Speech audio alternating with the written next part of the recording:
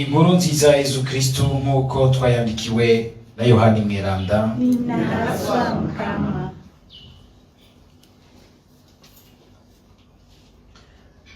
Muri irya minsi Yesu yabariye abayahudi ati, nukuri ndabibabwiye, uwutinjiriye mu irembo ariko akamenera ahandi urugo rw'intama n'umwivyi n'umushimusi.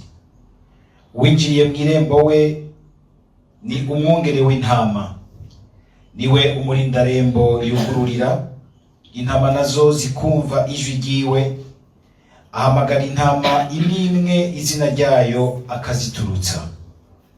Amaze kuzisohora zose akazitembera imbere, nazo zikamukurikira kuko zizi ijwi ryiwe. Ntizikurikira kavantara ziramunga ariho, kuko zitazi ijwi ry'abahandi. Uwo ni wo mugani Yesu yabaciriye, ariko ntibategereye ico yashaka kubabwira. Yesu rero asubiramwo ati, nukuri ndabibabwiye, jewe ndi irembo ry'intama. Abaje imbere yanje bose n'abivyi n'abashimusi, ariko intama ntizabumvirije. Jewe ndi irembo, uwunyinjiriyemwo azokira, azokwinjira ateko asohoke, aronke n'ubwatsi. Umwivyi azanwa n'ukuniga gusa, jeho naje ngo intama zironke ubuzima, kandi ubuzima bwuzuye. Dushimagize iyi nkuru nziza ya Kristo.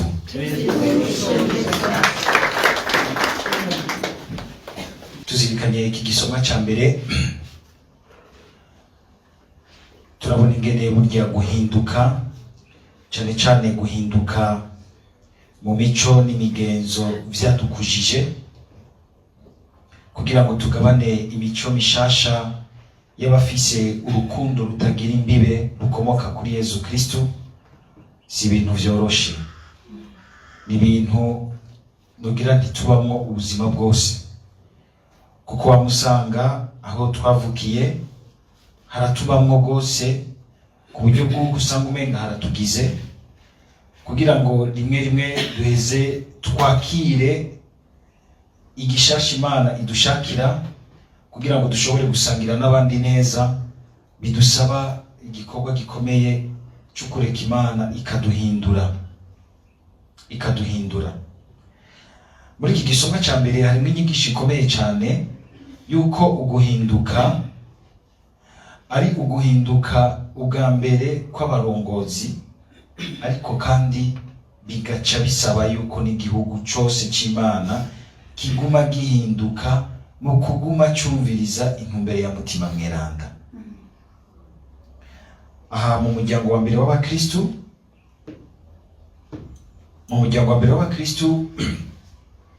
Petero turamwumva ko ari w'Imana iherako, yaramukoreye igikorwa cyo kumutegura no kumuhindura rwose.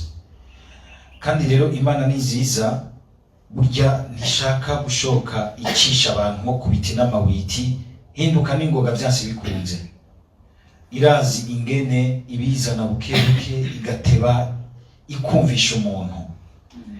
Ariko kandi turabonamwo n'ingene Imana yumva igisabisho cacu. Imana irumva rwose igisabisho cacu. Murumva igihe Petero yariko arasenga, agaheza akabona ibintu Imana imweretse, ngo niho na Korneliyo yariko arasenga. Imana ikumva igisabisho ca Korneliyo, igacihuza igisabisho Korneliyo arimwo n'ico Petero arimwo, bigaheza bigahurira imbere y'Imana, nayo igaca ihagurutsa Petero iti, genda kwa Korneliyo uheze ushikiwe, umuzanira ijambo ryo mukiriza ubuzima. Nugira nti tubanze twakira iyo nyigisho yo guhinduka, uguhinduka kw'indongozi. Hari indongozi z'amazibaza ziti twebwe ko turi imbere y'abandi byose bipanze neza, muba muriko muribesha, tuba turiko turibesha. hari ibintu twese twama dukenera kuguma duhindukamo mu mico yacu. Bya bindi nyene umenga biratugize, bimwe mbere twakuye muhiri wacu. Abo twari kumwe mu nyigisho za evangelisation beruka twarazirikanye n'irya jambo Imana ibwira na Ibrahimu iti haguruka ku bwawe uve mu nzu ya so, uve mu gihugu cawe. Si ukugiheba no guta inzu ya soya, ni ukuva mu mico y'abakera. Ibyo mu gihugu cacu usanga umenga birugaye, ntivyugururiye kwakira mu buryo bwagutse, mu buryo bwisanzuye bwose Imana ngo idushikane aho yashaka kudushikana. Ugasanga n'uyu munsi hariho ibintu byo ngaha mu gihugu cacu, byo mu nzu zacu, bitugora, bikatwugara, bikatubuza ubwa mbere kugurukira neza Imana no gushobora kugurukira igikorwa c'Imana ishaka kudukoreramwo ngo yugururire ibyiza byayo abandi. Abantu dushaka kwakira mutima mweranda turategerezwa kwamana uwo mwitwarariko wo kureka Imana ikaba ariyo izira dutwara mu kuduhindura no mu guhindura ivyo byose ishaka ko vyuguruka kugira ngo biheze vyugurukire neza igikorwa c'Imana. Petero niwe atanguye gutegurwa agaheza agahindurwa n'Imana muri iyi vision yagize. Mu nyuma wenyene abari mu muryango, ico gihe hari demokarasi nyinshi, ko nafata umukoro bakamusutabika ngo tubwire ibintu ubwenge batumara manje ukaja kurira mu nzu y'abapagani, terega hajya watwambitse ibara twese, waduhumanije twese, uri umukuru wacu. Igihe namubwe mukara bakuru mukabasutabika bose kandi bigakomera.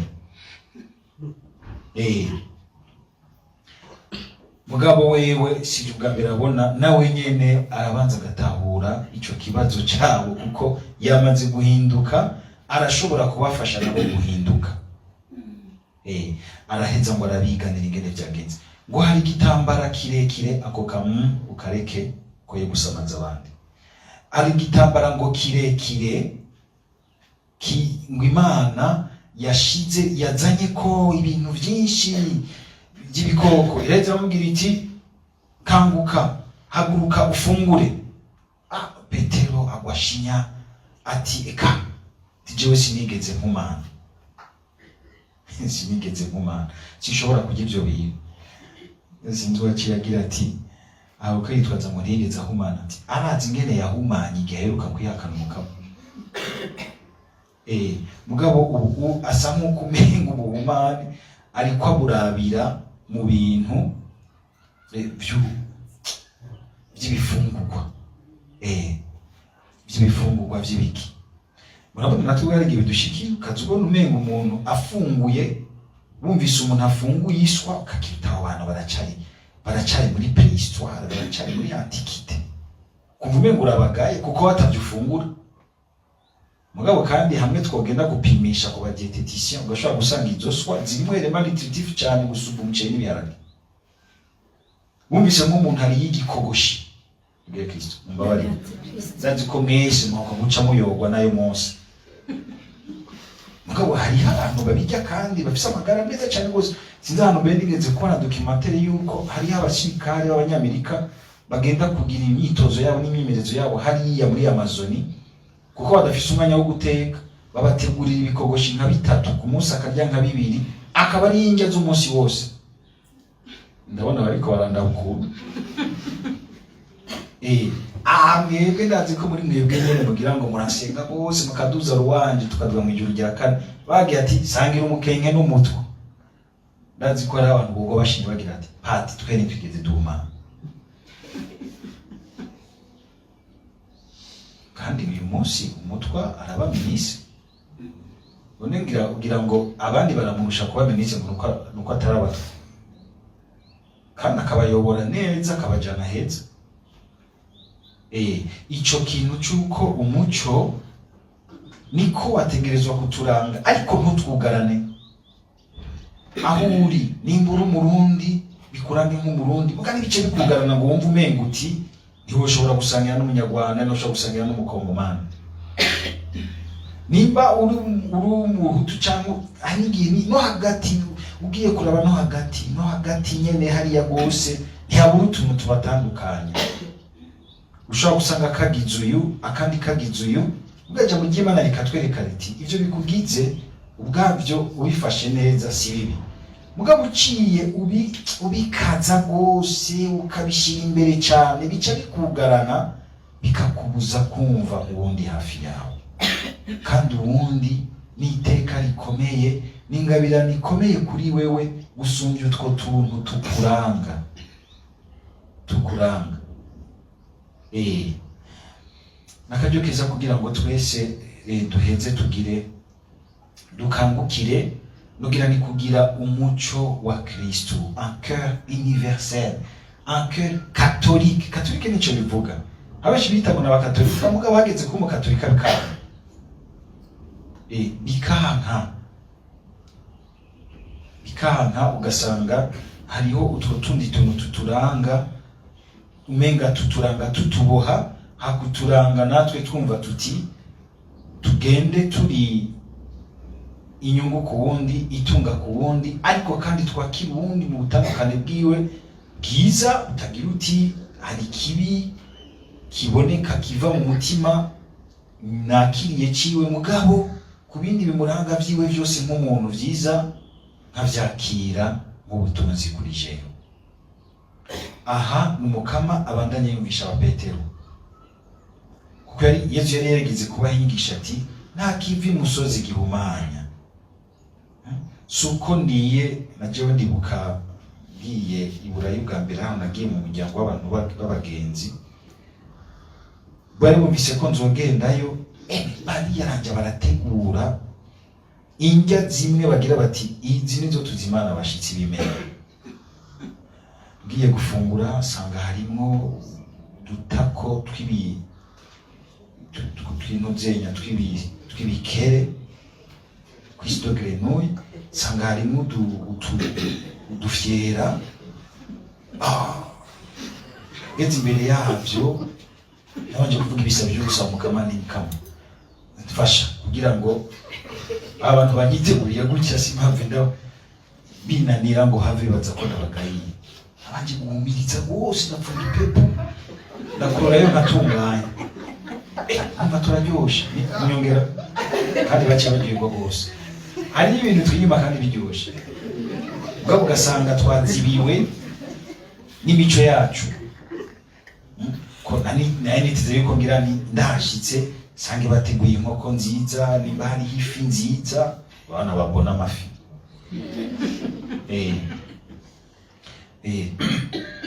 Ikindi gihe naho sinzaho naruhukiye aho mwijenda, mwiparwasi yo mwijenda ngiye mu faratiri, ngenda kuramukanya ahantu mbona batuzimanye umutsima w'ingano butuko z'ibiraya n'ubwishaza. Ntangura kwabaza nti isosi irihe, baca baramwenga ati isosi yacu niyo pati yabona ko farati. Abantu bose wamusanga turafise kandi agize gutya bakabona ati nagukunze gose gusumvya ngo abashofi imitwe ukumenga ukaraba abantu bose bagumye batatabiza ko bavuga ko umenga vyo hava biza gukora hariya muri conclave. Uwo batuzaniye suru nta numwe yigeze namwiyumvira. Nindi amwerekeza umuntu ryo papa bamushira ku marizo imbere yuko atoba. Aregeze mu murambwira kiretse niba bishira ko bagaca bavyantidata bigakunda. Ariko murabe nk'ubu uw'Imana yaduhaye, kubera ngira ngo Imana ibone iti abantu basubiye mu bintu vy'injyane zo kuryana mu bihugu no muri eklezia hatanguye kuvyuka amatension ngo nitwaronse umunyu ubwo muri Aziya, nitwaronse muri Afrika, ibikinduru. Abandi nabo Trump ariko arategeka yashijeho umunyamerika hariya ari kujya anyi nawe nyene akababwira ati nivyo kuvyitwa yuko mukabira kanje ka mbere gitwa ko n'umunyamerika mugabo abavyeyi biwe s'abanyamerika nubwo yavukiye hariya, kandi ubuzima bwiwe bunini nyabwose subugira uti niwe yabubayemo hariya, yarabaye muri Peru, yarabaye kuko yari umumissionari. Imana ikatuzanira umuntu acanze, nagira nti uyo ni canga papa wa canga ubwoko bwiwe, ubuntu bwiwe aracanze mu benshi, kugira ngo Imana iziratubwira iti uguruka, gerageza kuba abakatolika by'ukuri, gerageza kugira umutima w'urukundo utuma bamwe n'abandi mutaza kwiyugarana canke ngo mugombe gukoresha amayeri mugombe umenga kurengera abandi kuko muri aka kagwi. Umviriza mutima, umviriza urukundo rw'Imana, reka kumviriza aho wateretse ubwa mbere, umviriza urukundo rw'Imana, ico rushaka gukora n'ico rushaka kugururira abandi. Petero iyo akaza kunana yari gusanga ariko rero igikorwa c'Imana, bikananira n'ingene abapagani baronka mutima. Kandi cyamutangaje nawe ngo n'ingene mutima yamanukiye kuba abo bapagani abo ba Korneliyo atari abayahudi, ngo nk'uko yabagiriye nabo mu ntango, agaca kondoka akagira ati bwa mundi Imana nta muzi ifise, Imana by'ukuri nta muzi ifise.